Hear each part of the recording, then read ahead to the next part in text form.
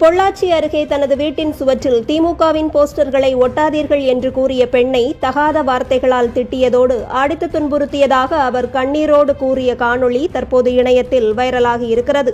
திமுகவின் மீது பொதுமக்கள் மொத்தமாக ஆத்திரத்தில் இருக்கும் நிலையில் இந்த முறை திமுக தேராது என்பதே பலருடைய விமர்சனமாக இருக்கிறது.